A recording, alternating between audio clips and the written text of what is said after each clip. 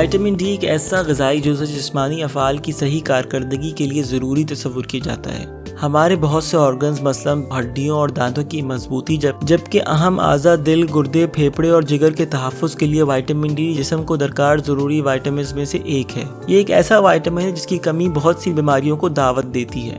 Vitamin D کی کمی اور طبی مسائل۔ دنیا بھر کی آبادی کا تقریباً 13% وائٹامن ڈی کی کمی کا شکار ہے۔ وائٹامن ڈی کی کمی کے شکار افراد کی اتنی بڑی تعداد قابل غور ہونے کے ساتھ ساتھ تشویشناک بھی ہے، کیونکہ وائٹامن ڈی کی کمی انسانی جسم کو ناقابل تلافی نقصان پہنچاتی ہے۔ مثال کے طور پر وائٹامن ڈی کی کمی ہڈیوں کے بھربھرے پن، ہڈیوں کے سوکھنے اور ٹیڑھے ہو جانے، جسم میں درد اور تکلیف کا سبب بنتی ہے۔ وائٹامن ڈی کی کمی کے شکار افراد کو مستقل تھکاوٹ، جسم میں درد اور سستی کا سامنا کرنا پڑتا ہے۔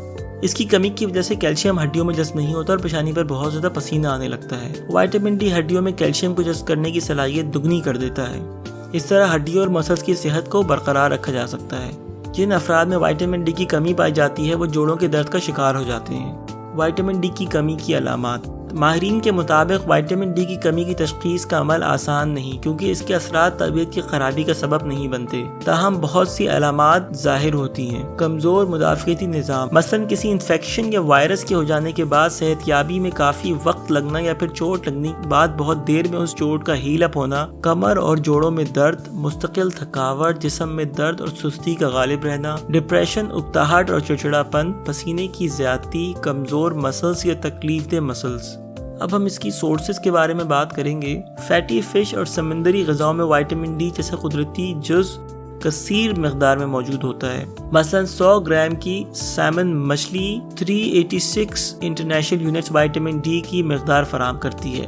وائٹامن ڈی کی مقدار سمندری غذاؤں میں بہت وافر مقدار میں پائی جاتی ہے۔ جن سمندری غذاؤں میں وائٹامن ڈی کی کثیر تعداد پائی جاتی ہے ان میں ٹیونا، سرمئی، کستورا مچھلی، جھینگے، سارڈین مچھلی اور سبنا موری مچھلی شامل ہے۔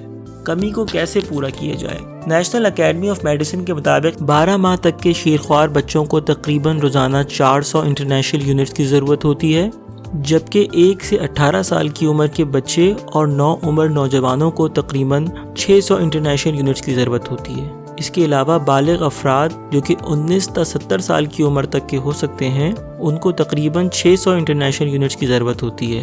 بزرگ افراد جن کی عمر 70 سال یا اس سے زائد ہو، ان کو تقریباً ایک دن میں 800 انٹرنیشنل یونٹس وائٹامن ڈی کے درکار ہوتے ہیں۔ سب سے پہلے مشروم کا زیادہ سے زیادہ استعمال کرنا چاہیے۔ وائٹامن ڈی کے حصول کے لیے مشروم کو ایک مکمل نباتاتی ذریعہ تسلیم کیا جاتا ہے۔ انسانوں کی طرح مشروم میں بھی سورج کی الٹرا وائلٹ شعاع کے ذریعے وائٹامن ڈی بنانے کی صلاحیت موجود ہوتی ہے۔ مشروم کی بھی کئی اقسام ہوتی ہیں، مثلا 100 گرام جنگلی مشروم وائٹامن ڈی کی 2384 انٹرنیشنل یونٹس فراہم کر سکتے ہیں۔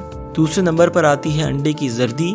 انڈے کی زردی ایک ایسی غذا ہے جسے آپ روزمرہ روٹین میں شامل کر کے وائٹامن ڈی حاصل کر سکتے ہیں، لیکن وائٹامن ڈی کے حصول کے لیے فارمی کے بجائے دیسی انڈوں کا استعمال زیادہ فائدہ مند تصور کیا جاتا ہے۔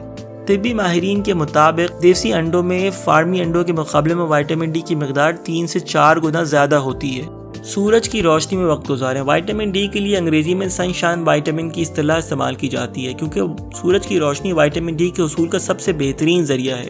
ایکسپرٹس کے مطابق وائٹامن ڈی کی کمی پورا کرنے کے لیے روزانہ کم سے کم آدھا گھنٹہ دھوپ میں گزارا جائے۔ انسانی جلد پر پائے جانے والا کولیسٹرول وائٹامن ڈی کے پریکرسر کے طور پر کام کرتا ہے۔ جب یہ کولیسٹرول سورج کی یووی روشنی سے گزرتا ہے تو وائٹامن ڈی میں تبدیل ہو جاتا ہے۔ اس کے علاوہ فورٹیفائڈ فوڈز، کچھ غذاؤں میں قدرتی طور پر وائٹامن ڈی کی اچھی مقدار موجود ہوتی ہے، لیکن اکثر غذائیں ایسی ہوتی ہیں جن میں فورٹیفیکیشن کی ضرورت ہوتی ہے اور اس فورٹیفیکیشن کے ذریعے اس میں وائٹامن ڈی کا اضافہ کر دیا جاتا ہے۔ اس لیے فورٹیفائڈ فوڈز خریدتے وقت ڈبے پر اجزاء میں وائٹامن ڈی کی موجودگی کو یقینی بنائیں۔